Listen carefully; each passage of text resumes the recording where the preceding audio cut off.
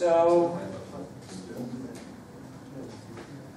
if you got this absolutely perfectly correct, I'd still like you to pay a little attention, because I didn't see anybody who did this in a brilliant way. We're going to get to that in a second. But basically the problem says there's a Ferris wheel, it's got a radius of 221 feet. Why would it be in feet if it's in London? It would be in meters, right? But it's in feet. I've got something holding it up here. And the presumption, which is really screwball, is that the lowest point you can be on it is right at the ground. That's not going to happen, really. It's going to be up a little bit, but we're ignoring that. And then the problem goes ahead and gives you 4 different fractions: 1/3, 5/12, 9/10, and 6/5. Says if someone gets in the bottom and rides around this fraction of the revolution, how high are they? Now, there's really 2 ways to go about this, right? There's the obvious way, and that unfortunately requires a little work. For example, all right, I'm just going to draw an axis here. It's like a unit circle, except the unit is 221 feet. So you say, okay, we go around 1/3 the way, and then we want this distance here. This is a triangle, and what's 1/3? 1/3 of 360 degrees is 120 degrees. So this is 90 degrees, so 120 minus 90 is a 30, 60, 90 triangle. I can figure out this length, and then I know this should be the same as the radius. So then I have to repeat that for each of these fractions. What quadrant is it in? And then, one of them over here, 6/5. You're not really, now you have a funny triangle here, and what's that got to do with being above the ground? You have to figure it all out. So this is the obvious way to do it. It's obvious to me. But this is debris from the last class. But there's a much smarter way to do this. It's so much smarter, especially in context to what we've been learning. So let's think about movements on that Ferris wheel, right? Here we are at ground 0. And we start at 0, right? And what does our motion look like? Well, we start going up slowly, and then we're kind of going up fast. So that's going to look like this. And then, about halfway, our motion slows down, and we get to the top. All right, what's the top? That's 442 feet. And then the whole thing kind of happens in reverse. All right. So I'm looking at that graph, or actually I'm thinking about it in my head. And what is that? I mean, where do we get these sines and cosines? From circular motion, just by watching one of the variables. That's what we're doing. Obviously, this is some kind of sine or cosine function, right? Yes? No? Seems that way. All right, well, which function is it? I mean, since they're both kind of the same, if you do it right, how shall we...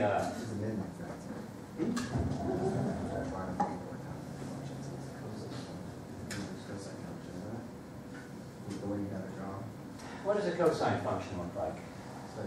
That looks like this.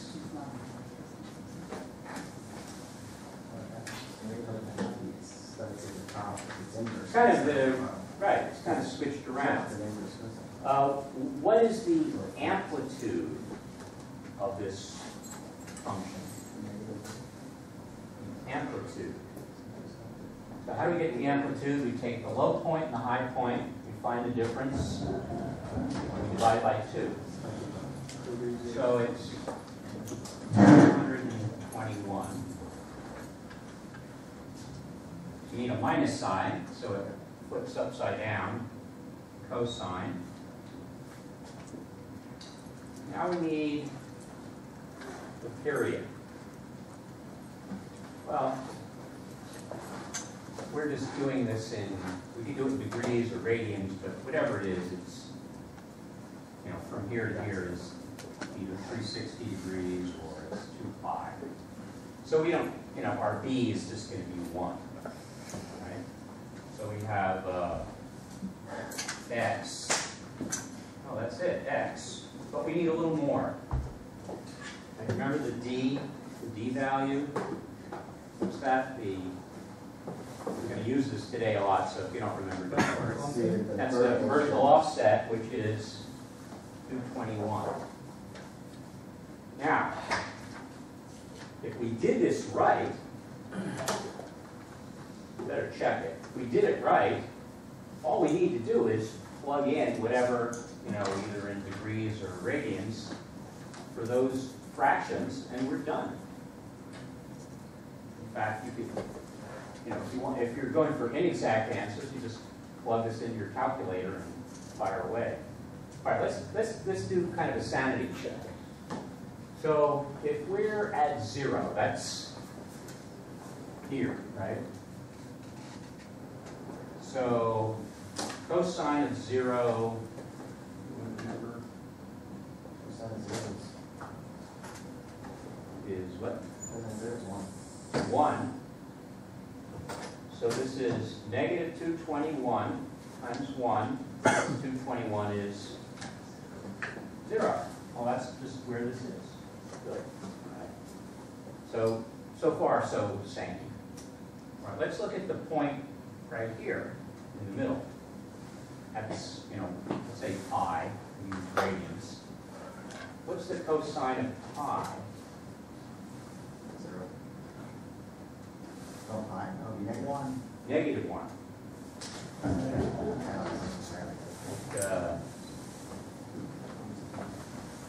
That's, you know, here's the cosine. There it is, negative 1. Okay, so negative 221 times negative 1, that's 221 plus 221 is 442. That says if we go halfway around, the height will be 442. Okay, so we've at least done due diligence. It sounds right. All right, let's see how we would solve the actual table here. So 1/3 is 120 degrees, or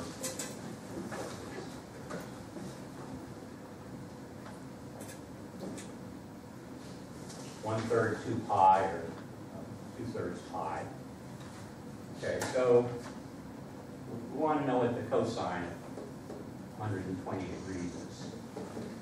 Okay, what was that assignment we did? We were looking for reference angles. So for a number between 90 and 180, you take the complement. The complement of 120 is... Should be negative 1/2. You're ahead of me, but it's cosine of 60 degrees, which is 1/2, right? Or as you say, because it's in that quadrant, cosine negative, negative 1/2. So negative 1/2, 221 plus 221. And again, you know, it's just, you just look at those numbers. If you have nice possible answers, great. If not, you can just use your calculator and just plug it into this function. Questions about this? Okay. Did anybody who wants to be counted here sneak in while I was... You'd already called my name, right? Rory? Oh, you're here. You couldn't be here. Okay.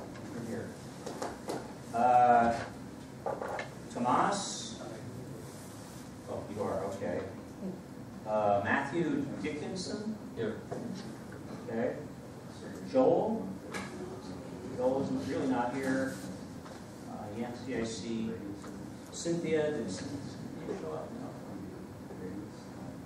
No. Tony? V? Or Alex? Here. Oh, we are here, Alex. Okay. Okay. Any questions about this problem? I mean, the idea, this is, unfortunately, you have to really be born on a good day to show up at a high-stress quiz or test and think, oh, what's the smart way to do this? But this is the smart way to do it. It's not necessarily the most obvious or the easiest. It just turns out that way. Okay. I guess I'm just going to push this up here.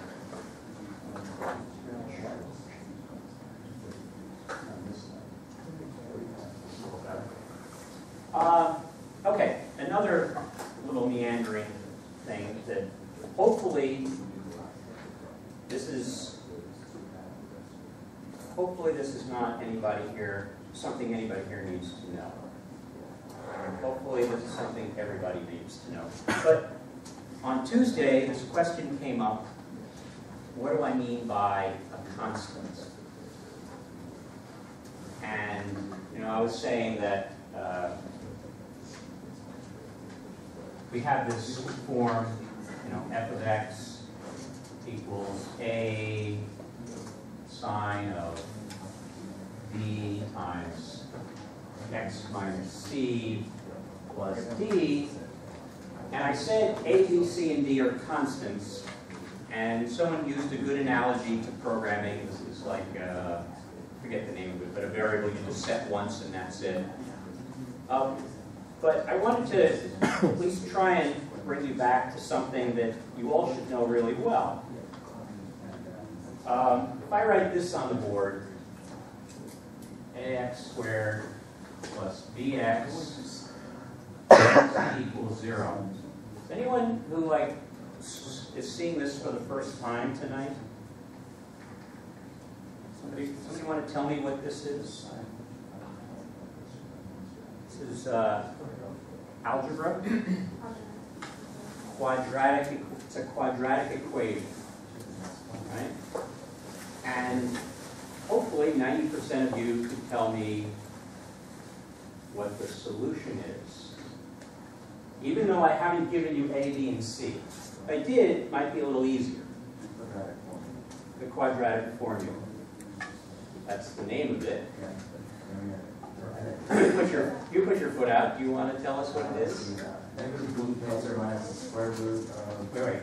Say again? Negative b. Negative b. Plus or minus the square root of b squared minus 4ac all over 2a. Yay. Okay. So A, B, and C here are constants. That doesn't mean we know what they are, but we treat them as if they're some fixed number. Now, of course, this wouldn't be useful if they were some absolutely fixed, forever number. They're just whatever number you saw in the original equation. So I just want to hammer home the idea that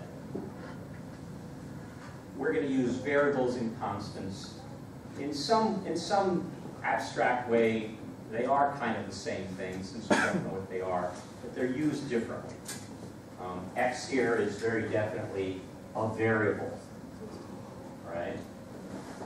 Okay, is there any question about this? This should be really straightforward. I'm not expecting any, but since there was some question about it Tuesday, I wanted to make that clear. All right.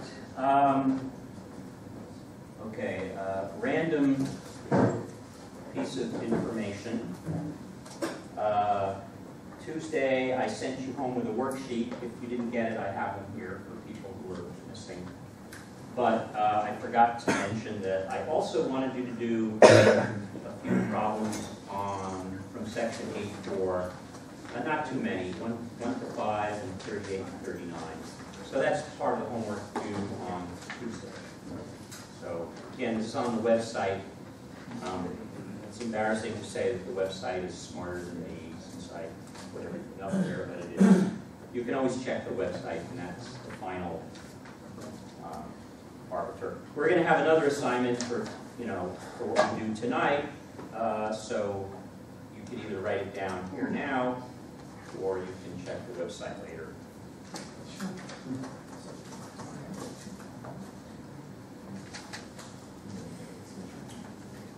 Right. Okay.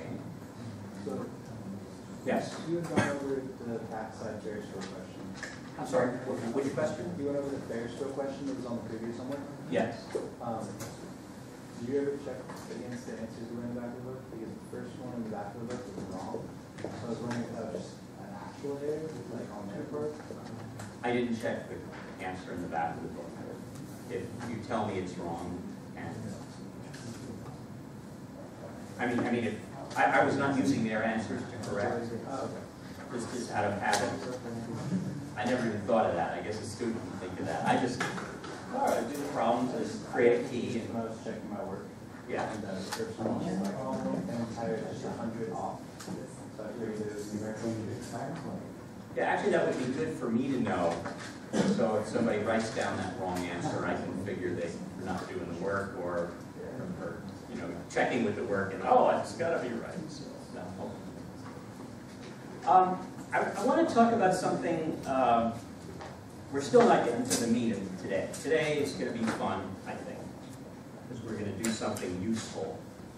But before we get there, there's a subject that we talked about briefly Tuesday, which is phase shift. And I just wanted to give you a little more reason to think that this was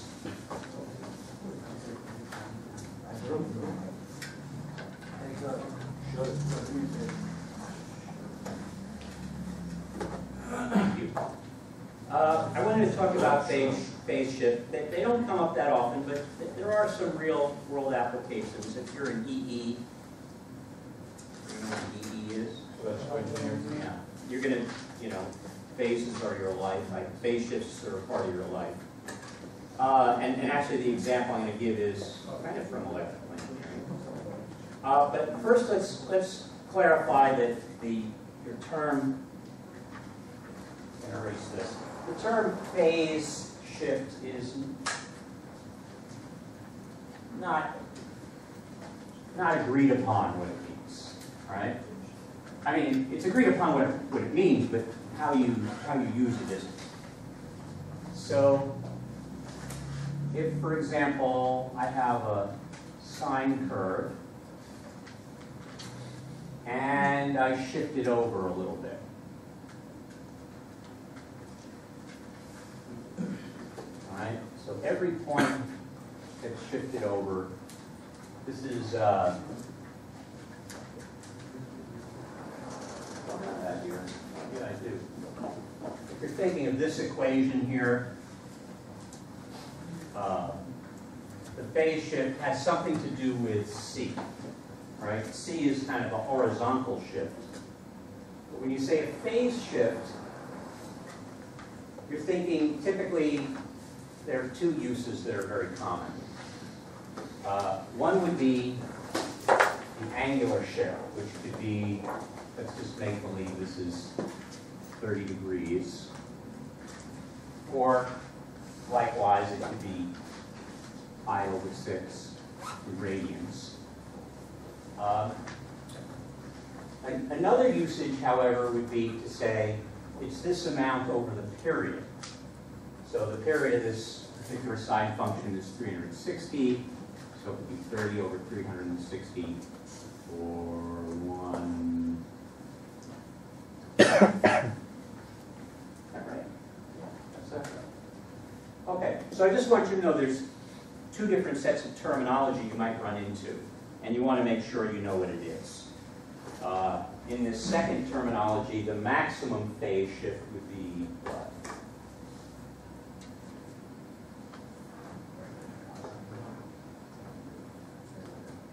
Well, let me make it easier. In this, in this way of describing it, what would the maximum phase shift be?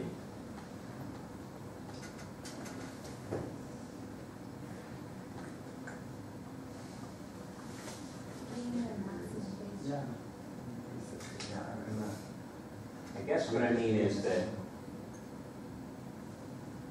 if I shift it over more than 360 degrees, it doesn't really look like more than 360 degrees, does it? It's like 361 degrees, what does it look like? It looks like 1 degree. So, talking about a phase shift more than 360 degrees is meaningless, right? So the maximum would be 360 degrees, except that's the same as a 0 phase shift. Yeah. So 359.99. Well, you have to say 360 because, you know, you can say 359.99999, and then you'd have to keep adding nines, but if you add them forever, it's 360 anyway. So in this other description, the maximum would be 1, phase shift of 1, which again is phase shift of 1 is the same as 0, because it's periodic. Okay. So, example I want to talk very briefly about is what comes out of the wall. Everybody knows, stick your finger in the wall, it hurts. Here in the US, we have 120 volts, 60 hertz. I'm not even going to make that. It really hurts. 60, what's a hertz? Hertz is a cycle. What's a cycle? It's a period, right? Cycle per second, period per second. What's a volt? Well, this isn't physics, EE. Voltage,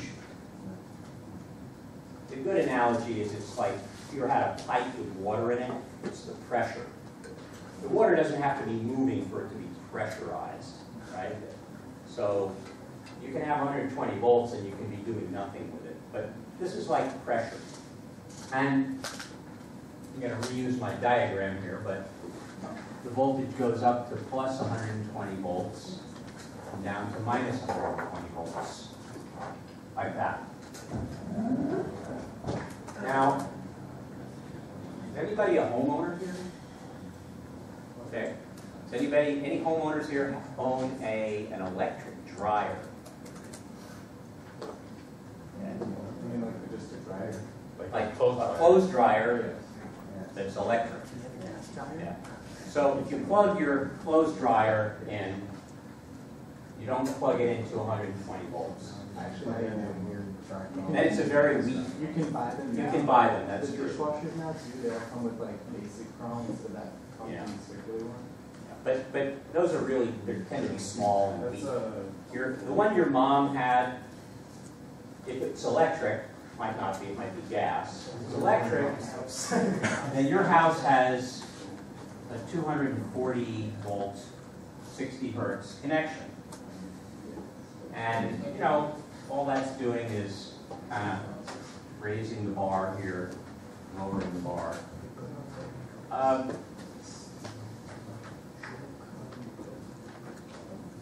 The problem with this is, I mean, you can keep doing this. You know, you want more power, you just keep raising and lowering it.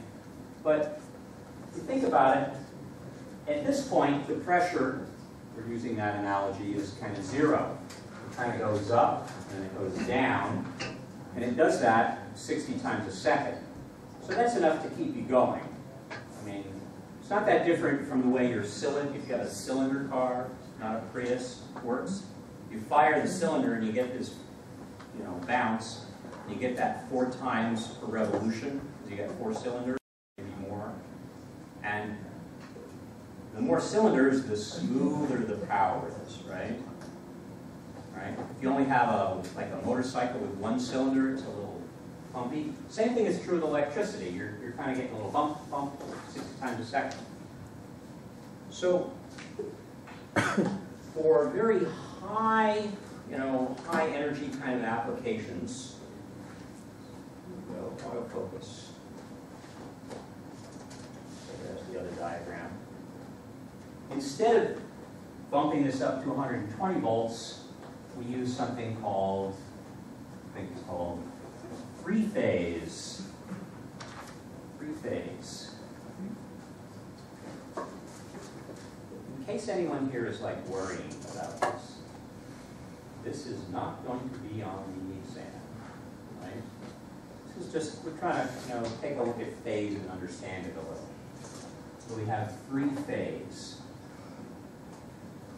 And instead of just two prongs, in the wall, right, or, with a ground, two prongs and a ground, you actually, I don't really know what these look like, but I know that there's at least 4 wires. One of them is a ground, 3 of them are independent electrical connections. And what they do with the power that's going, with the voltage that's going through these, so one of the wires will start at some point 0. The next one will be a 1/3 phase shift. We're going to draw this right. And then the next one will also be 1/3 phase shift. I didn't draw that very well, I guess. The diagram on here is nice and pretty. But what you can see is that this little push you get from your cylinders, if you want to call it that, it's kind of smooth, right? You always have either a positive and a negative voltage. So again, this is just an example where a phase shift is important. And again, if you're doing electrical work and like you're building a piece of equipment that uses this kind of power, you need to understand how it works. All right. I have a handout. And there are a few questions on the first page you can start looking at about phase shifts. So take a few minutes, ask questions.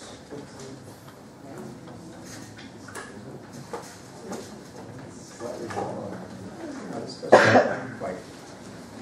Right.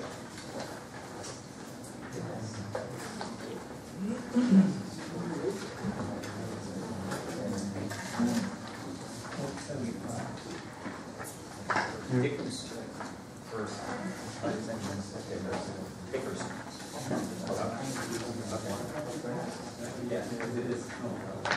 Is there any extras?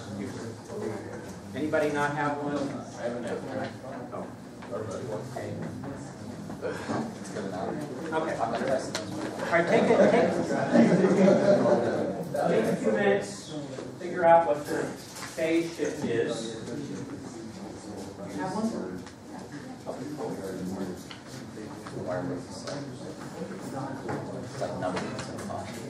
Yeah. I guess we're doing this.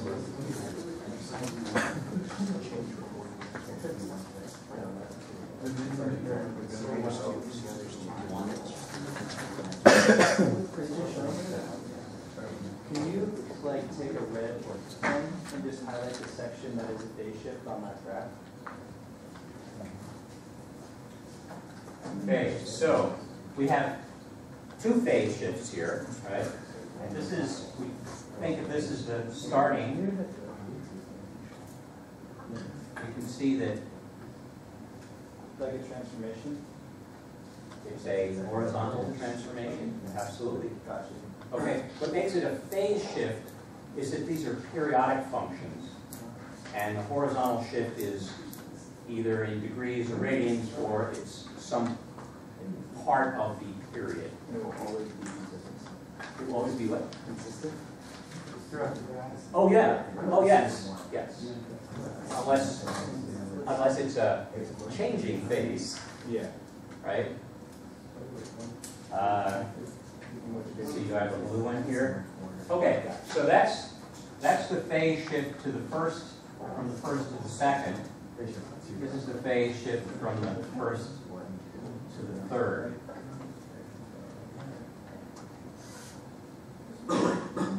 And the phase shifts here are either 1/3 and 2/3, or if you like degrees, 120 degrees to 40 degrees, or 2 pi over 3, or 4 pi over 3. Could you do the first one with this? Just on the overhead? I'm not sure how you want to measure between the two periods.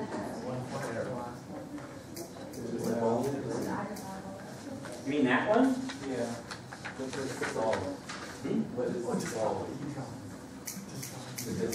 What is the phase shift between these two functions? Okay. So let's call this one the first function, and this one the second function. And this one seems to have a period of what? 1, 2, 3? Is that about right? Are we doing 1, Are we using like 3? It's a little bit more than 3. Yeah. That probably means it's what? It's probably pi. 3.1. Okay, I'm sorry. Actually, the period is actually 6, so it's really 2 pi, right?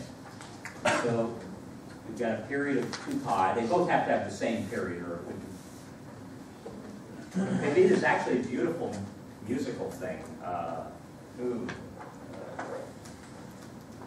What's his name? Yeah, any musicians who like obscure Stephen Wright does some beautiful stuff with phase shifting things. All right. Just a musical anecdote. Okay, so this other one, okay, he's the same amount, but we have to figure out, he's not starting at 0. So where is he starting? Okay, he's starting, let's see, somewhere between 0 and 1. Right, so what about 2/3? Yes. Yeah. Sorry? 3/4, so it's closer to. Okay, 3/4. All right. This is, I didn't expect it to come with like mechanical rulers or anything. All right, so it's all 3/4. So 3/4 of 2 pi is what? It's about 3 pi. So that would be in radians. You convert that to, I'm sorry, that's not radians. That's a phase shift, as in 1/3 or 2/3. So, What did you just do? I compared the shift, which we decided was 3/4, to 2 pi, which is the period. So this is approximately a phase shift of 1/8. Approximately 1/8. phase shift of 3/4 is approximately equal to 1/8. Yeah, that clears it all up for me, thank you. So what you're saying was. Okay, so let's say you want to do this as degrees, right? So 2 pi is 360 degrees. So we have to convert 3/4 of what? We have to do a. Actually, let's do radians first, right? This is 3/4 radians. Right, that's what the scale here clearly is. 3/4 radians, which is an angular phase shift. To make it into degrees, which is more common, you're going to see that degrees more commonly than radians. You multiply it by our favorite 180 over pi, which is 45 times 3 over pi, which is 135 over pi degrees. Did that go off the end of the thing? Yeah. Yes? Was the 1/8 even relevant? Well, okay, so what the 1/8 means is that the phase shift is approximately 1/8 of the period. Oh. Oh, So the Again, remember, there are two different, maybe it's confusing to throw both of them at you at the same time, but there are two different usages of the term. Well, it's not different usage of the phase shift. Let me write phase shift. Sometimes a phase shift is a number of degrees or radians, right? Sometimes it's the ratio of the change to the period. You just do that by dividing the change by the period? Correct. Okay. And that Which is what I did that was here in the confusing one. 3/4 divided by, in this case, 2 pi. So 3/4 is just the change, but 3/4 divided by the period is actual phase shift. It's this version of a phase shift. But they're both phase shifts though. They're just different ways you could write it? Yes, but I guess what I want to emphasize is in different contexts. Like in electrical engineering, you probably use degrees. And In a mathematical environment, you probably use, I don't really have a name for this, it's just phase shift. That 1/8 is in radians, right? The 1/8 is in radians. We decided that since our sine, has a period of apparently 2 pi, that we must be talking about So if we radians. wanted it in degrees, we would divide 135 by 360? 135 over pi by 360? No, this is degrees. Yes, but we want to know it by the Oh, by radians? by the period of 360 degrees, right? Okay, I'm gonna try it one more time. The ratio is down here, 3/4 over 2 pi, which is 3/8 pi, which is approximately 1/8. so just to The angular phase shift in radians is just 3/4, and if we want to change that to degrees, we multiply it by 180 over pi, and we would get 135 over pi. so is it like f of x it's like g of x over f of x gives you the phase shift? That's essentially what that is, like G of x and You're saying that okay, so say that the line that's 2 pi is like f of x equals 2 pi. That would mean the second line equals 3/4. G of x equals 3/4. So in which case it would be like need, over f I of think x. I can do this. So the period of the first function is this distance, which on this scale is a little more than 6. So this is 2 pi. So let's say like so it's 2 pi function. 2 pi is a number. But not the function, that's not like the function on the line, that's not The function is, well, in this case, the function happens to be sine of x, right? That's the function. We're graphing the function here, right? This is a graph. I realize we have a terminology problem, so I'm trying to be straightforward about it. This is a graph of a function, right? This distance here is the period of the function. So it's like the period of the first function over the period of the second function equals the phase shift. Let's say that once more.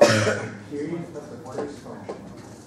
I'm sorry. The period of the second function over the period of the first function No, equals the phase no, shift. no. Isn't that what Okay, that is? no. Okay, good. I'm quite. No. First of all, both periods are the same, Okay. right? Or we probably wouldn't be talking about a phase shift. So it's just a period, right? So this distance from here to here, I want you to see where this starts here, this starts here. So this distance here That's the horizontal shift. So it's starting point over the period equalization?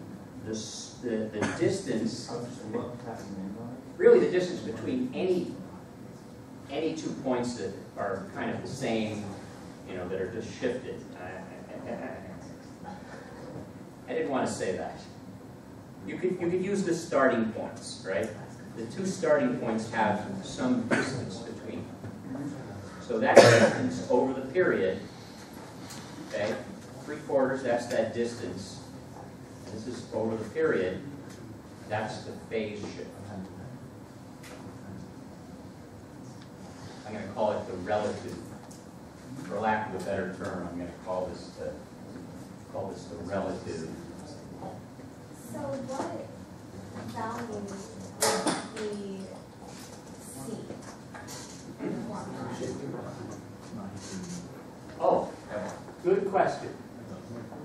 Where's C? And also, I'm kind of confused about the way you do units when you present a problem. Because I look at this and I see, I look at it and see the period as 6-ish, a little over 6. Yeah. But when on like a test or an exam or something, is it going to be presented in the units you'd like the answer to be in? Or am I going to see a 5 and then So 5 sometimes, as many units, and then I need to just know that if it's a little past 6, it's going to be too high. okay. Let's do one thing at a time. Okay. C, that's the horizontal period, or horizontal shift. So assume for a second that C is less than the period and greater than 0.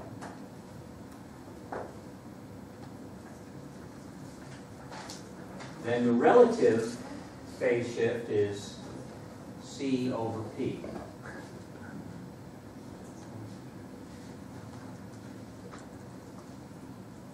And we'll call it the angular. C over P in degrees would be C over P times 180. And if you want it in radians, which again, really doesn't come up very often, you would multiply it by C over P times 2 pi. Where is the period here? Anyone remember where the period is? It's not B. It's 2 pi over B. We'll say the absolute value. So that's the period. So if I plug this in here, I get 2 pi C over B. I plug it in. I plug it in here.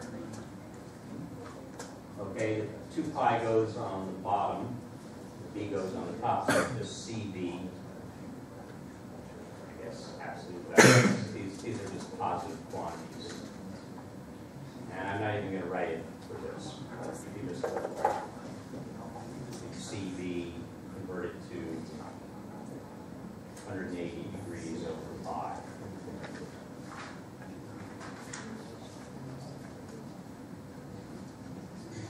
Okay, that was the first cross.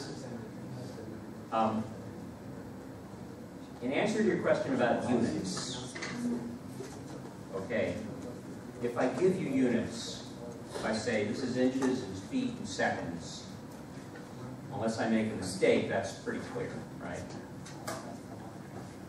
If I don't give you units, like if I said a triangle is, 1, and I want to know this side of the triangle, I'm just not, it's just a number, right? In a real world, there has to be some kind of unit here, but whatever it is, you can still give me the answer. And if we're talking about angles, and I don't say degrees, I'm talking about radians, which are really unitless. We call while we're talking about the rate, about the angular, whatever, velocity or motion, we'll use the word radians in there, but it's really a dimensionless dimension. I don't know if that helps. Yeah, But you can ask another question. Look at this immediately and see, well, now I'm looking at it and I see that the period of all three is going to be too high. I just look at it immediately and see that. Okay. Yes. And then just to kind of piggyback off of just the units question, how do you look at the line, like just that graph in general, and read it as these are in radians? Like just blank slate. How do I? Like how I mean I see that it's like, by units of one. Well, okay, you looked at this diagram and you see 1, 2, 3, 4, 5, 6, 7, 8, 9, 10, right? They're just numbers. Right. But then so I see that's 1 through 10, but how are you seeing so many degrees or this many? Oh, well, okay. So because we're dealing with a periodic function, which usually involves there's some rotational kind of thing. And because I didn't say degrees, I assume it's radians. Okay. And I confirm that by the fact that the period of this is 6.2 something. Okay. So the easy way to do this would be to totally forget about the radians and use degrees. I don't know if that would be easier. That might be easier. If I change the scale here and I say, okay, this is 360 degrees, and I think there is 180 degrees, and here is 0 degrees. Sure, you could do that. So there's one full period, 360. Well, in this diagram.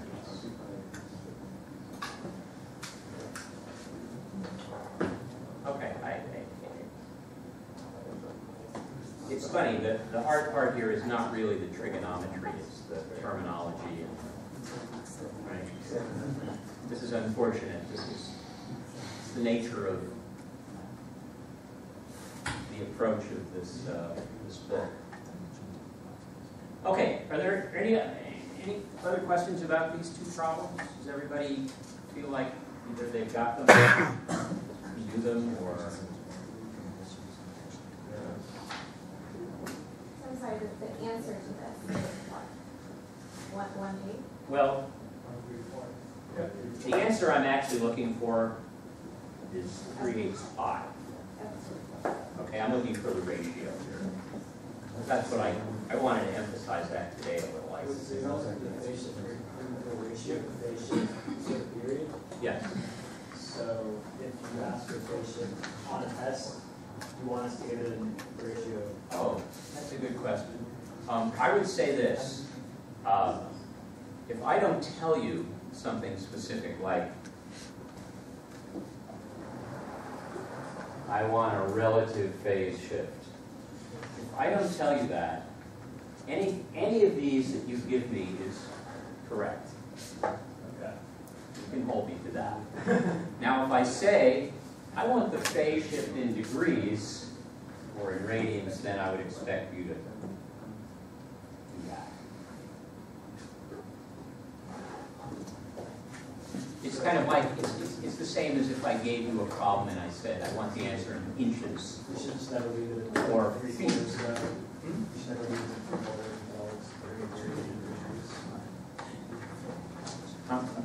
Phase shift is 3 quarters. The amount of shift, the horizontal shift, is 3/4. Right? So actually, that should be the radian shift. I don't know why. How did I get 135 over 5? I must be brain dead. Oh, well, that's degrees. Okay, that's degrees. Okay. Yeah, if I asked for it in radians, you would just, whatever that number is, 3/4, that would be the phase shift in radians. Is that how 3 quarters. Yeah. Now, let me tell you, let me give you a question that has an unambiguous answer, no matter what I say. What is the horizontal shift of these two functions? Assume that 3/4. so mean that is. Yeah, phase shift is the period shift. So phase shift is the same as well. I can't hear you over these people. Phase shift and horizontal shift. See, they're talking. Horizontal shift and phase shift are the same. No, So no. they can be, not always. If the horizontal axis is in radians, the horizontal shift and the shift in radians is the same. Okay? It's not the same as the relative shift, where you divide it by the period, unless by some magic the period happens to be 1.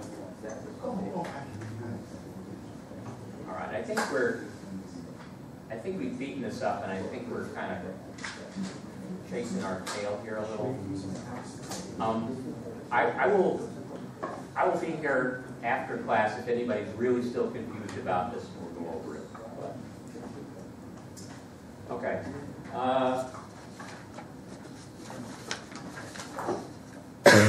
think we're going to take like a 10-minute break right now. So, everybody needs some fresh air.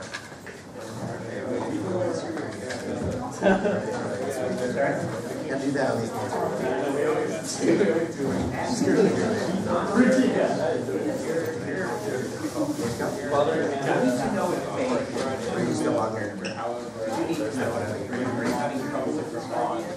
No, come to math party isn't. Yeah, that's We've got a line. You're allowed to guys out. No, I'm doing my math first.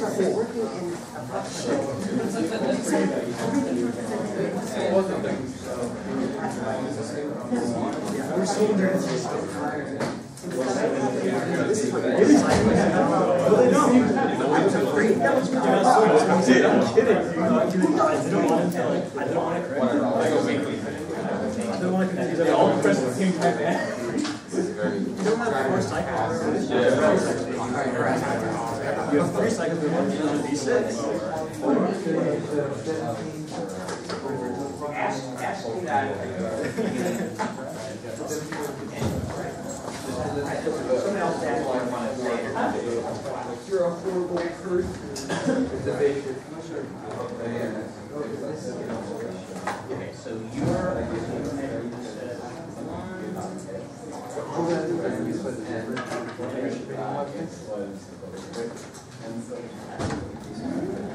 Yes.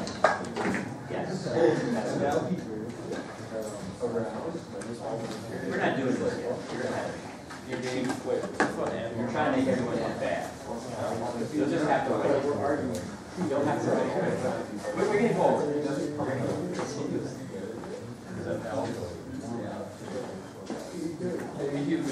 Maybe he was serial killer type. How far is it from there? Let's wait. Let's just wait. It takes, well, when You're in you say it takes a real man where pink, it takes a hardcore So man. from here to here, saying is 3/4. This is 1.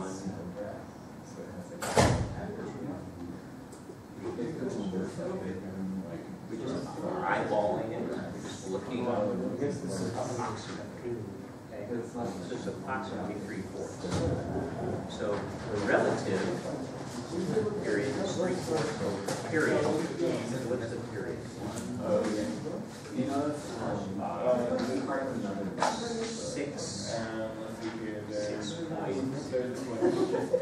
6.8 maybe, looks like. So that's 2 pi.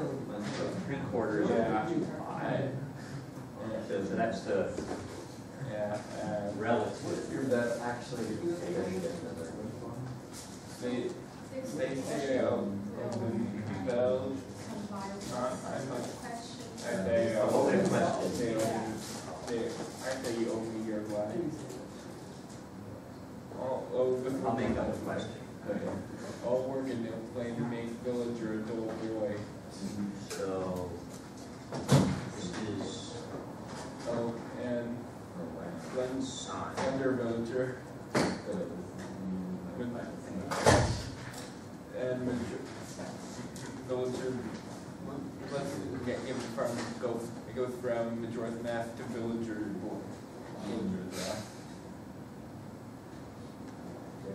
Cosine. I don't know that. What's the phase shift between sine of X and cosine of X? What's the relative phase shift? But I explained why I don't know it. So, Yeah, I'm watching it, but I know.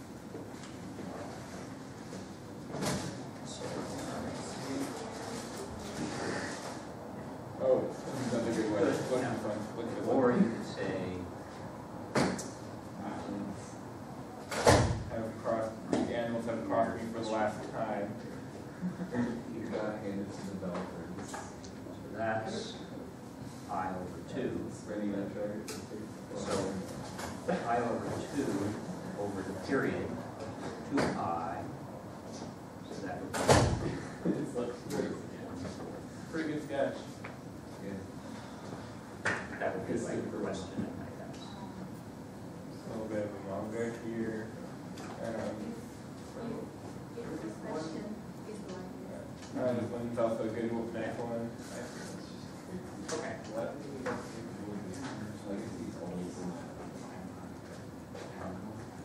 There's some cute ones too, like this one. Find the reference angle. Has nothing to do with the sine and cosine. Oh. Yeah, let me show you what the reference angle is.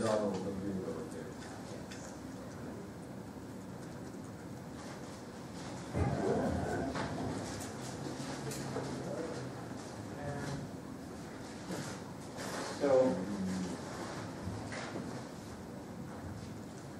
looks like all that time with, looks like all those times, all this time we spent with Lisa trainer finally paid off. Third quadrant. And this is a unit circle. There it is. I like this one. This point is the cosine of theta. He's a Star Warrior. If the point is over here, Defeats Majin Buu. it's the same thing, but here this will be positive. It reminds me of that one anime Here it will be negative and about those positive. like friends that kind of turn against each Here other, it would killed be each other. negative, What was it called negative. again? And over here it would be positive. No, not that one. It was the So one about the an angle female character in this quadrant, This this is a reference angle. And then there was Because- said to have been reports of. If we have this angle, we can use the calculator, we can find sine and cosine, Right. right? Anyway, so But what if we had an angle over? that's definitely a nice anime adaptation of Razor. Okay. Nintendo should have done that. Okay. So this triangle and this triangle are the same. Would you actually look So the sine and cosine are the same except for sine. So if we have an angle here, let's say this is No. 120 degrees. So there's a reference angle. It's not the same angle, right? This angle here, the supplement is 60 degrees. So this is 60 degrees. So the reference angle for 120 degrees is 60 degrees. It's the angle in this quadrant with the same sine and cosine, except for the plus or minus. Same thing over here is an angle. Now this angle would be 60 plus 180, 240. its reference angle 60 degrees. Now we could come around and do the fourth quadrant that way, but another way is, say, to do a negative angle, negative 60 degrees. So the reference angle for negative 60 is 60. Does that help? Yeah, I understand it,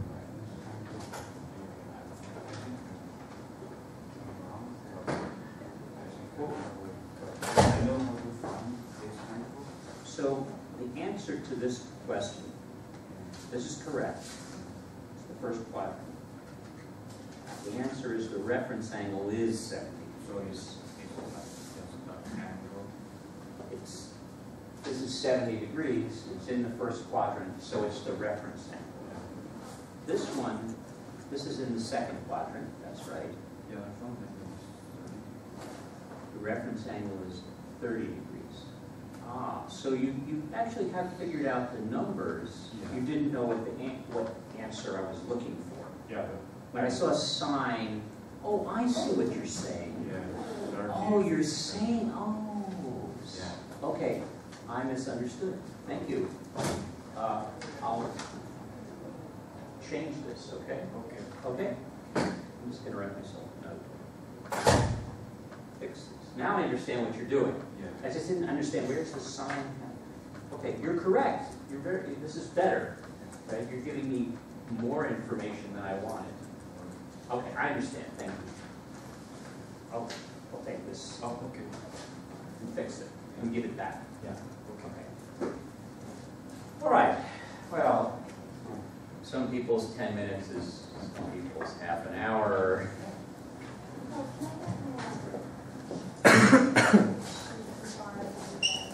Did I steal something?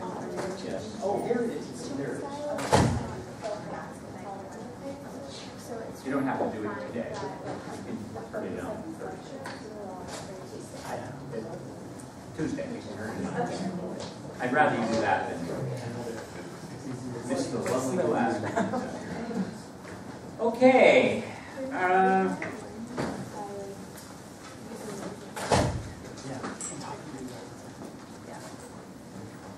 So everything up till now was just clean up.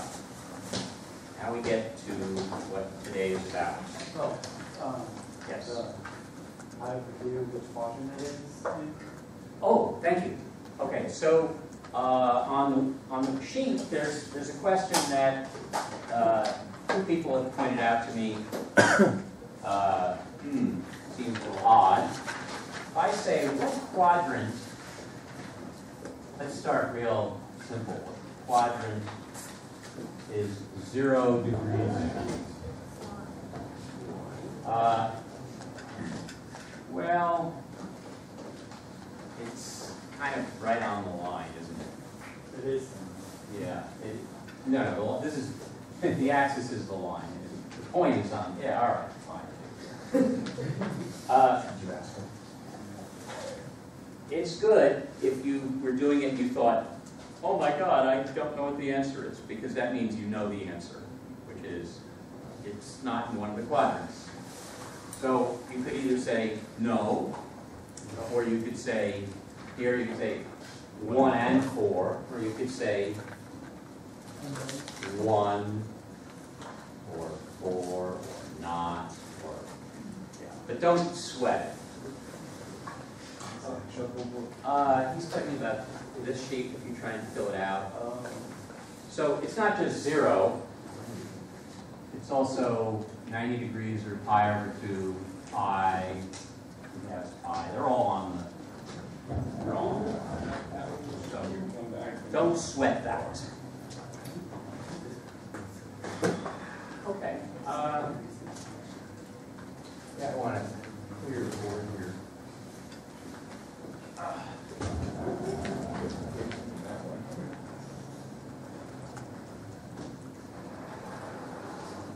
Oh, good. I have this equation here just where I want it.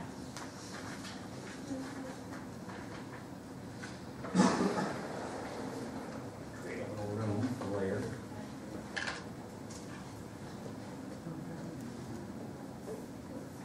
Okay, so recalling from Tuesday, we came up with a general form for a sine function. And we have three variables.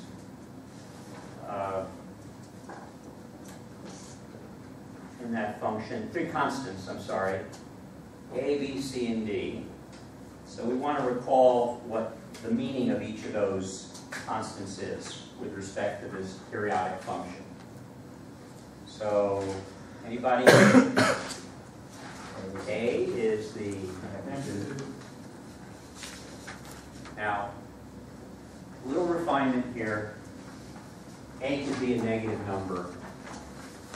An amplitude is a positive number, so it's the absolute value. The absolute value of A is the amplitude. All right, how about B? Everyone remember what B is? It's related to the period and the frequency, but I need something. Okay, it's B over 2 pi is the frequency, 2 pi over B is the period. Right? And again, we throw in the absolute value because we don't really talk about a negative period. But B could be negative, right?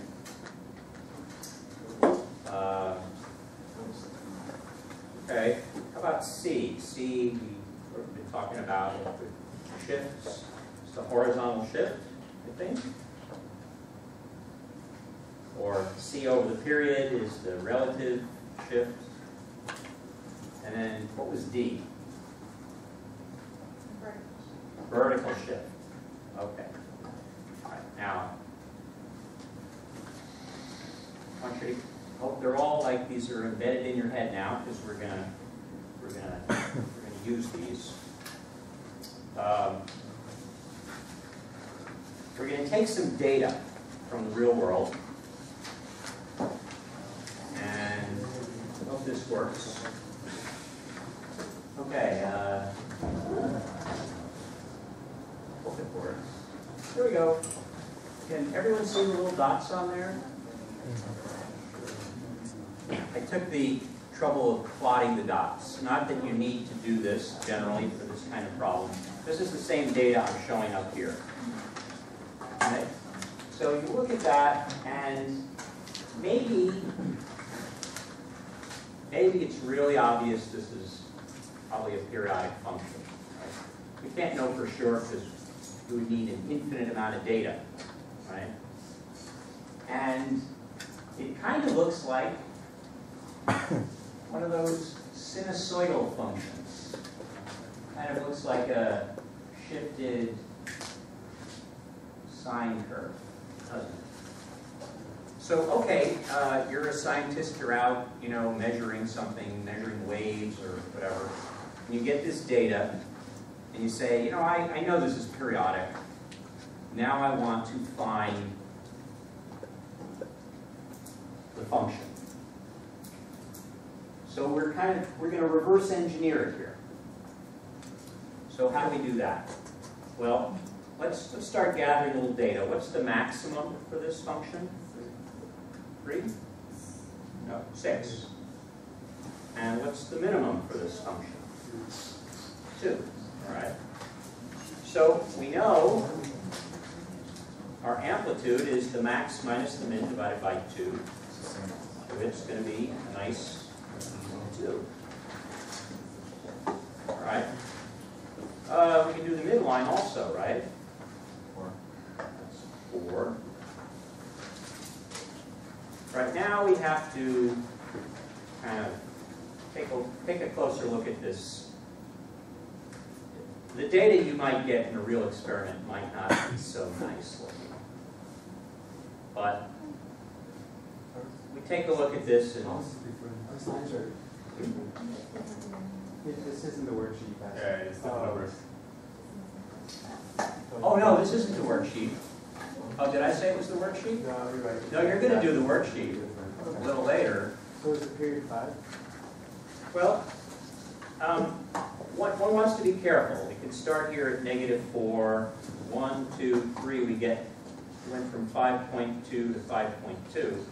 But you got to remember that sinusoid is going to go through some of the points, you know, more than twice, right? If I have a sine function here, right? So here's one period. But if I draw a line here, 1, 2, 3, it's going to go through it 3 times. So we have to be a little careful. If we look at this 5.2, we're going up, and we're going down, and we're going up again to 5.2. So it looks like from here, 1, 2, 3, 4, 5, 6, 7, 8, 9. Does that sound right? Oh no, I missed one here. It's 10. All right, I missed one. 1, 2, 3, 4, 5, 6, 7, 8, 9, 10. Or if you know higher math, 6 minus 4 is 10, right? So that's my period. All right, we'll get to that in a second. So now I want to think about my B. What is my B?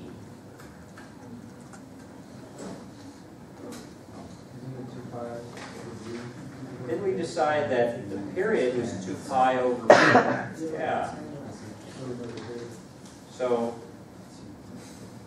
if this is equal to 2 pi over B, then B must be 2 pi over 10, or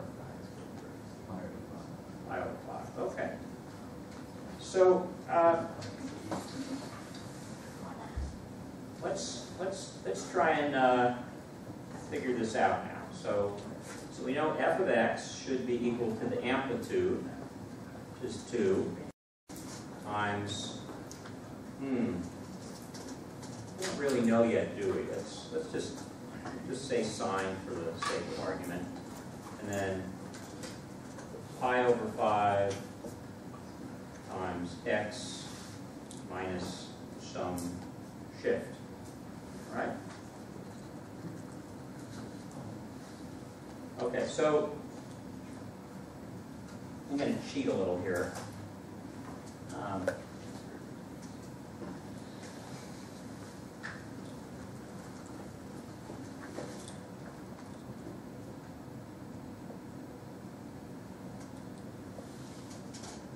Oh, I forgot my d, didn't I? Thank you. Okay, so here's that function, 2 sine pi over 5x plus 4. What's wrong with it? We need to shift it, don't we? Right? So how do we want to shift it? We want to shift it left, okay, so that would be making c a negative number. We're going to add it. And about how much do you think? I can't point on this thing. About 5? Okay, so you were cheating. You were watching me before, right? And hey, what's this? Control Z. Ooh, there we go. That looks good, doesn't it? Nice fit. Okay, that's what we're doing. We're taking experimental data here, and we're converting it.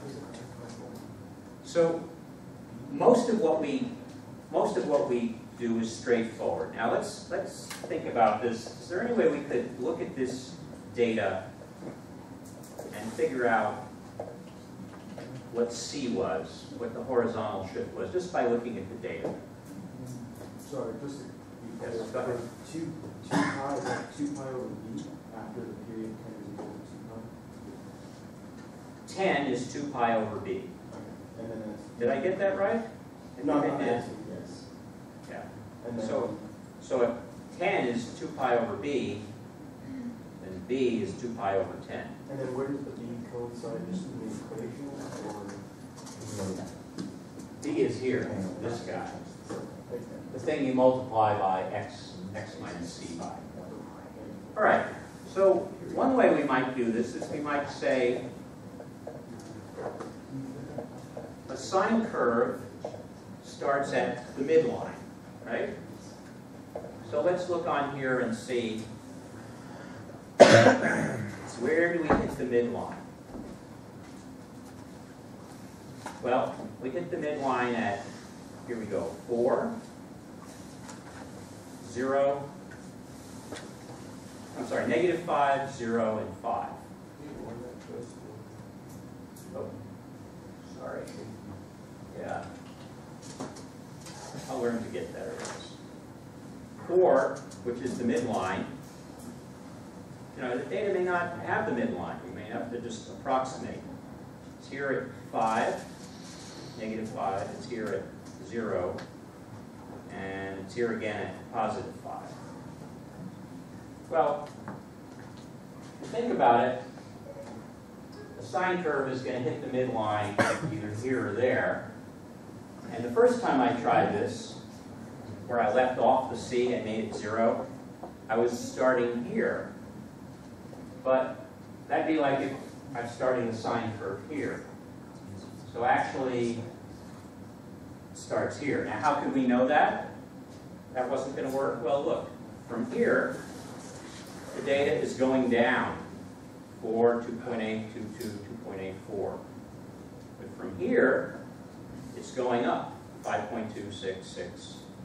So you have to kind of think this through a little. But okay, so that gives us a model for the for this data. Now, that's all you need.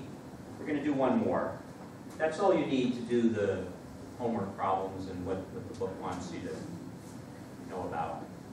I want to stretch your mind a little here and mention 2 things. All right? One of them is, take a look up here. Look at on the left. You'll see there are these 2.6 and 6. Right? And sure, the peak is we have the peak at exactly 6. But if you think about it, that peak has to be just a teeny bit higher than 6. Right? We're doing first kind of level approximation here. If you were a serious scientist and you're willing to get your hands dirty with math, you'd say, there must be a way to, I can just kind of nudge it a little. Right? I could say the amplitude is 2 point, let's say, 05. Oh, okay, it's a little closer. Maybe it needs 2 point. Okay, woo! Now it just looks like it goes right through those points. So we did that. We nudged a little. Real world data probably isn't going to work as well. And so, how is it that we would make this work? Is anyone here? Oh, yes. Answer. Add that into the equation. You want to try to solve for it? No, this is the, we might know that the model is not complicated enough, right? Maybe our model needs 2 sinusoids or something. But that's not really what I'm asking, I'm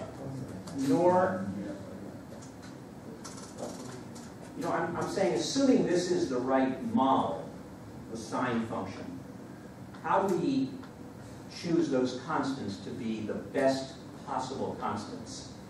And I'm just going to make a reference here. Has anyone in, say, either statistics or another class done linear approximation, least squares? Yes?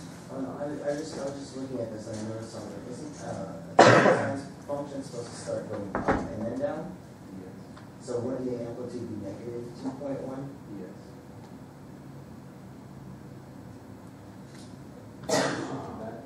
Good. If you shift, yeah, because I- you I- shift I- it this way, you have to flip it. Or- Yeah, I want everybody to think about that. That's a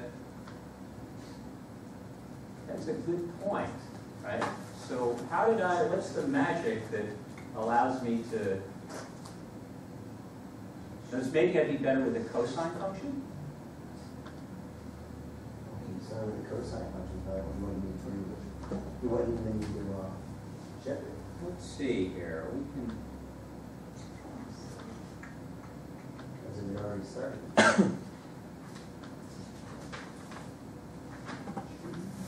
oops. Okay, well, because we still got the shift in there. All right. Let's pull it out. Oh, we still need to shift it a little, don't we? Cosine function, right? So let's, how much do you think we need to shift it? Looks like,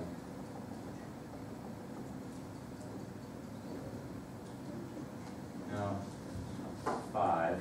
Maybe 1/4. 2.5? No, that didn't do it, no. Maybe we're going the wrong way. Maybe we need, Well, why don't you put a negative at 2.1 cosine instead? oh, a negative on the cosine. Okay. Wait, did you do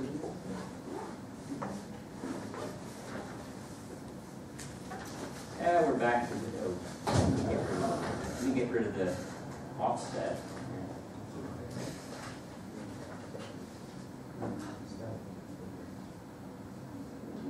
We have to sneak up on this, don't we? Okay, let's see. 1, 2, 3, 4, 5. Looks like maybe if I put that, What I was getting at was, why would we have to shift it at all if we could just reflect it and it would have just went to the spotlight, right? I can't seem to get it right. Okay, so that's fun. Let's play around with it and let's see what we can do. But here's something you want to consider, right?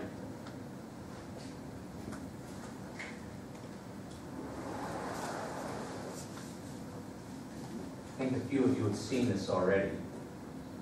I have a sine function, right?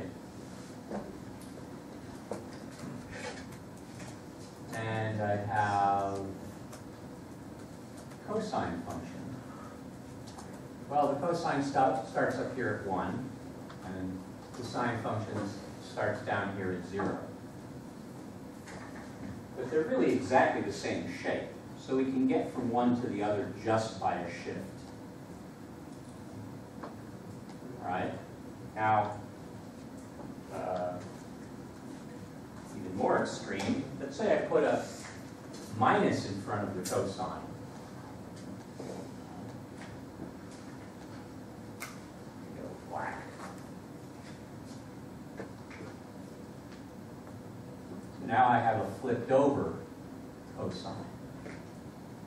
Well, again, it's the same shape. I can get from the cosine to the sine to the negative cosine to the negative sine just by shifting. So if you look at some data and you say, this is already pretty close to a cosine, I just need to shift it a little, that's fine. But you want to keep in mind you could use a sine. No, I didn't want to change the cosine, I just wanted you to take away the -5, just make it a negative 2.1 sine.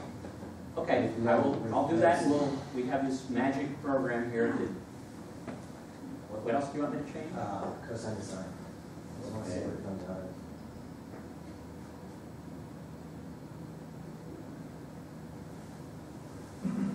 Seems to like that. Okay, is that it? So that's what I was Oh, thinking. look! You don't need to Okay, shift if it I at just all, would have you just listened to make a you, reflection yes, of it. yeah, okay. Yeah, but that just makes my point, which is, you can get there different ways, right? You can use a sine, a cosine, you can change the sign on the amplitude. And by merely shifting it, you'll get what you want, right? Okay. Now I've lost my, oh, So I was talking about the fact that you might want a better approximation here than we're doing, kind of eyeballing it. And if you've ever done a linear approximation, your calculators actually have a nice function to do this. You have some dots, right? And you say, what's the best line going through this? Anybody done this? Least squares, thank you. Okay, this same technique can be applied.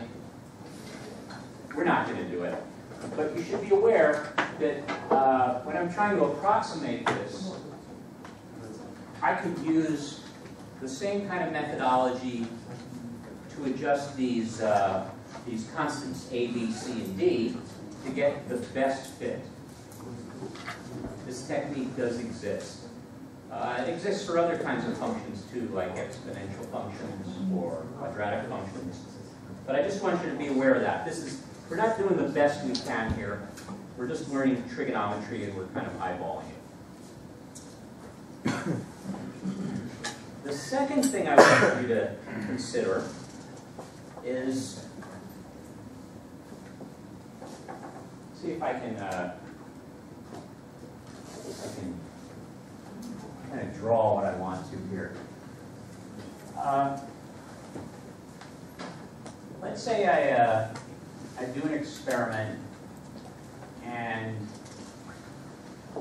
I get a point here, I get a point here, a point here, a point here, and I'm pretty sure this is periodic. So I say, let's model this, and I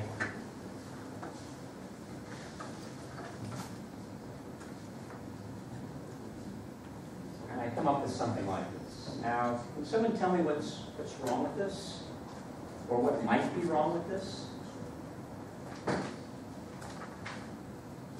have any ideas? Put this down.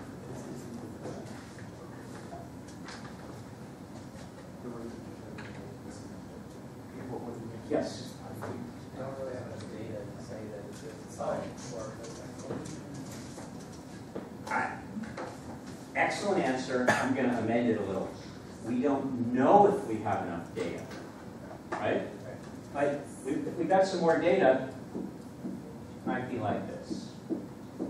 But another possibility is we could find there's a point here and a point here, a point here and a point here, right? And actually, our frequency is much greater than we first guessed, right? So, as a rule of thumb, there's actually a name for this rule of thumb that I don't remember. You can only find a frequency. You can only find a frequency that is half the rate at which you're taking data. So, if you say you take 10 points per second, right? The most you could figure out would be a frequency of 1/5 a second, half that.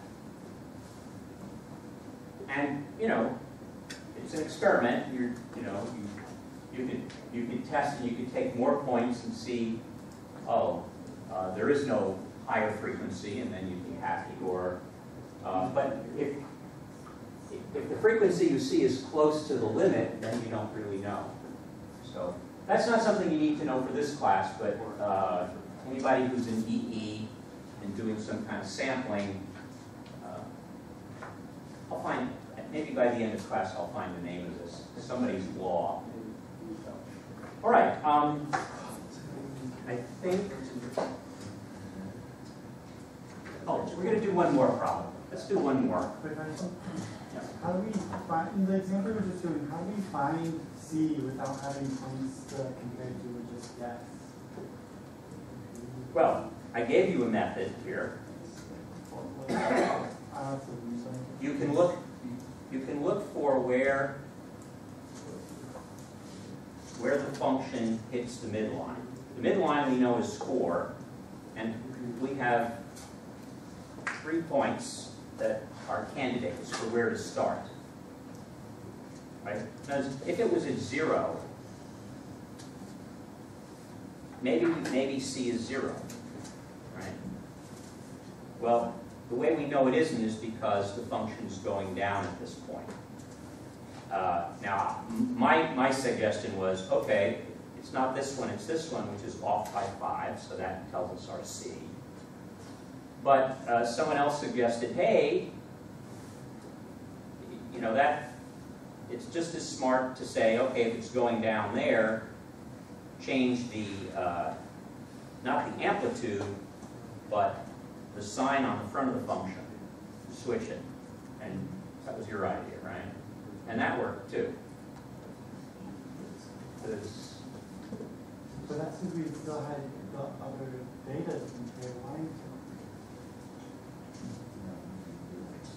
to. I'm missing your point. Try again. Say, for example, if the midpoint didn't fall in a happy number like 0. Ah, yes. Well, then you could look between two numbers that are on either side of the midpoint. You could do a little interpolation. Let's say the midline turns out to be 3.5, right? So we look on here and we see, well, between 4 and 2.8 is 3.5.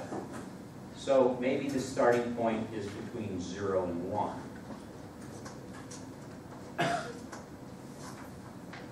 And you're good to ask that question because in real, like if you're really doing an experiment, you're not going to get nice pretty numbers like these. These are made up numbers to help you learn.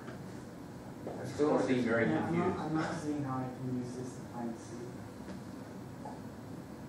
You're not seeing, so if the midline were 3.5, if you look on here for points that straddle 3.5, And not C?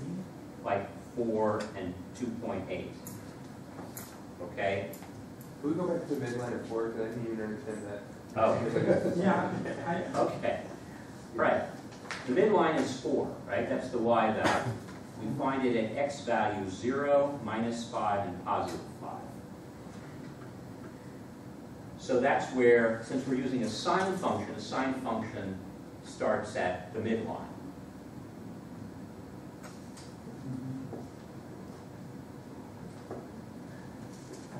I'll draw that because I think that maybe visually that's better. Let's say our sine function is between 0 and 4, right? I have an amplitude of 2. It starts here at 0, right? It starts at the midline. So we're now looking where is this function approximately equal to the midline? How do we use that to find C? Well, this tells me right here that C can either be 0. Why does it tell us that? Let me finish the statement. It could be 0, or it could be 5. Right? -5. Right? Or it could be +5 too. Now, how do we know that? We're fitting a sine curve to our data. Our data crosses the midline at 0 and -5. So we want to shift our data so that it starts at the same place as the sine curve would. C shifts it up? I'm talking shift horizontal, left and right. We've already shifted it up. That's what the midline Wait, tells shift it us. up by the midline again, yeah, that's where it starts.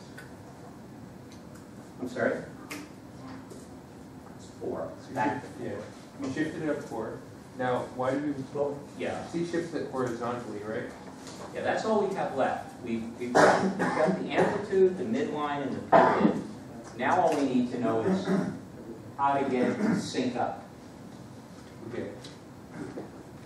So we want to know what x values are on the midline? We want to know what x values Give an output that is. give an output, which is the midline. Okay. So it could be 0, -5, or 5, any of those? Yes. However, in this case, it turns out 2 of them are correct and 1 of them is not. And that's because, you see, look at the sine function here, right? It's at the midline 3 places, right? We start our function here, yeah, that's going to work. If we start our function here, that's going to work. But if we started here, we're out of phase by 1/2. Wait, isn't that 5? We're out of phase by 5. I'm using a relative phase. Oh, okay. Okay? And in spite of the fact that our scale here is, something else, this is still would be referred to as 180 degrees out of phase. Let's write it in a function form, like from scratch. We have those data points. Let's write it as a function a. You mean this function? The a Oh, sign. it's not So very that's- You mean this guy? is that the- I'll write it on the board if you okay, want. yeah. Okay. So f of x is equal to, we're just going to go back to the way we did it before. It's 2 sine of, what did we decide b was? Pi over 5. So we start up. X minus something, c, plus, what was the midline 4? So we start off with like a sine of x, and now we're just manipulating it into place so that it hits all those data points. Yes, Okay. exactly. We're using our wits, right? And we say, okay, our data points here happen to start going up. They hit the midline at -5. So we plug in -5 here, this becomes x plus 5, and that works. Now, because this is exactly in the middle, right? Notice without this, we're exactly in the middle. This alternative also works. We leave c as 0 and we put a minus here. But This would be stretch it or compress it? I'm sorry. B stretches or compresses this way. That's how we control. That's how we set the period. So if it's a fraction, does it stretch or compress? If b gets smaller, it stretches out. B gets larger, stretches, And a is the switches opposite? in. A is the opposite? No. Well, oh yes, that's true. If A gets larger, It stretches. it stretches out. Yeah. Okay. Okay. We ready for number 2? Okay. This is uglier data.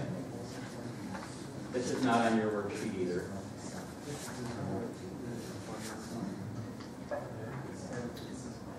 Okay, what's the max on this data? 1.5. Min is 1.5. So max minus min over 2 is 0.5. Max plus min over 2 is just 1. That's now we have to look again. Let's look again for a period here. Again, this is wimpy easy data to understand. We go from 1, we go up, back down to 1, down, back up to 1. So what's this distance? 1, 2, 3. Oh, wait. I better not do it that way. These are units of 5. So 50 minus 0 is 50. So the period is 50. And what did we say B was? 2 pi over b equals 50. So b must be equal 50 over 2 pi or 25 over pi. Did I do that right? I don't think so. Read it. You can't see. It's not on Well, I did it wrong, so it's best I not show you mine. I'm still close to the, apparently that stupidity field that extends in front of this guy. I think it's a pattern, it's higher than 25. Yeah, thank you. Okay. So, let's try that offset idea again. Where does it look like this starts? Where does it hit the midline? Well, it seems to hit it 3 places. And which of these is it starting going up? Looks like 0, right? Or 50, for that matter. 0. So that would make C equal to 0. Okay. Let's see if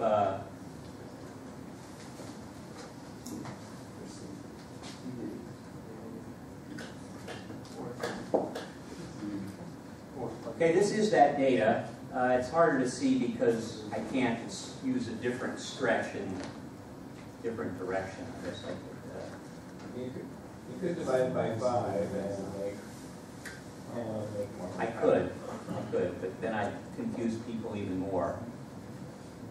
But, Don't worry, you're too confusing that it won't really matter anyway. okay, is that, okay, our A is 0.5. Our B was pi over 25. Our C was 0. Oh, I seem to have a disagreement here. What did I do wrong? It said 1.5 plus that's 2 divided by 2 is 1. I think I must have some kind of error here. Yeah.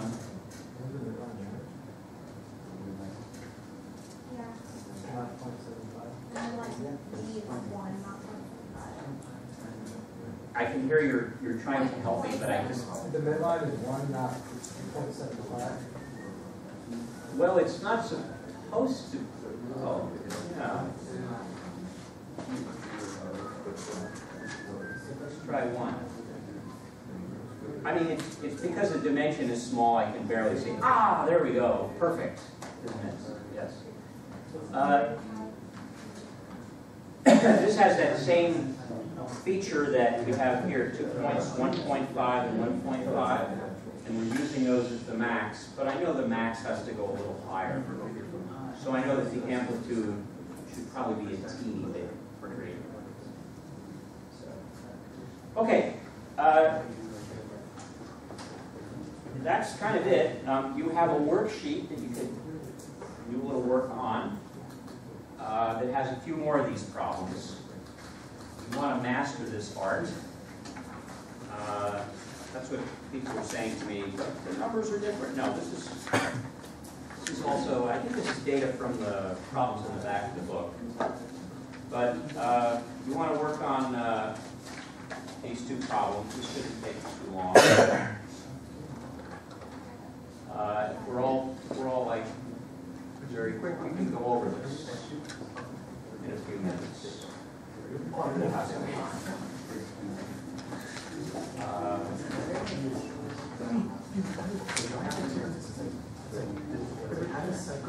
were ripped off, man. Yes. Is this the same program I have? Okay. Graph. What points that you have on that?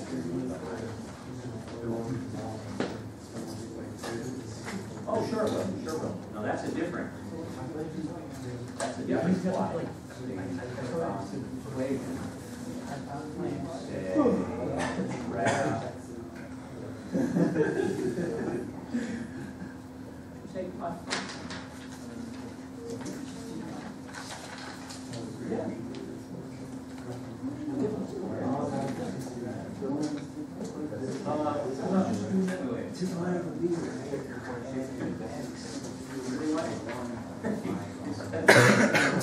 You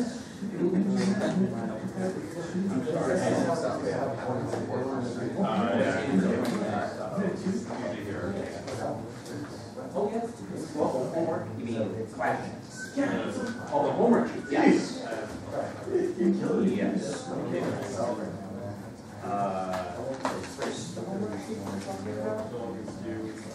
Yes. Yes. 6:30.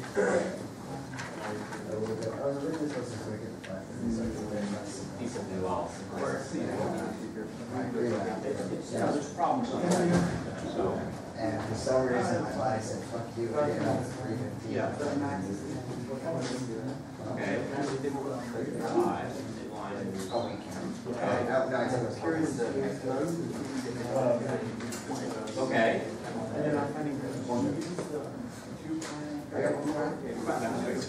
Yes. You need to know all So 2 pi over b is the period. So that's use algebra. So I won't find because yeah, so it's weird. I mean, what was the same regression? I think it might be Which is hard to do algebra. and I want to be sure to pi one. Okay. And then the variables are doesn't seem to be any worse than clearly it goes back. Where does it, well, yeah, it does look right. yes, yes. So my idea that you say, well, where does it hit the midline? Right? Seems like it probably hits the midline between 0 and 2. I'm sorry, between 0 and 1 and 2. Or 2 and 3. So you have to figure out which of those is the right one. How am I confusing it? Well, from 1 to 2, it's going up. I will say, when we on them from 2 to 0, it's like Down. it's up. So you should be the 0 to 1. So it's not 0, it's got to be 1. Good. That's how I want to make it negative.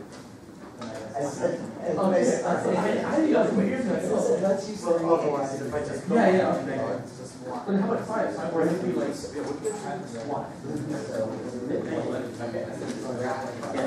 I know, I'm supposed to y by 2.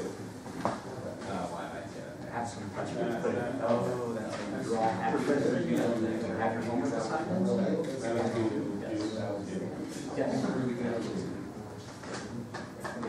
Okay.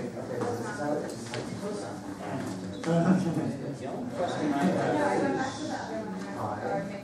is, no, when you find more homework, so let's try. So try 0. The worksheet. No, I'm in the half of pi over 2. Pi over 2. Yeah, I told you. He. Yeah, went back to A. I just checked with them. Sorry about that. That's the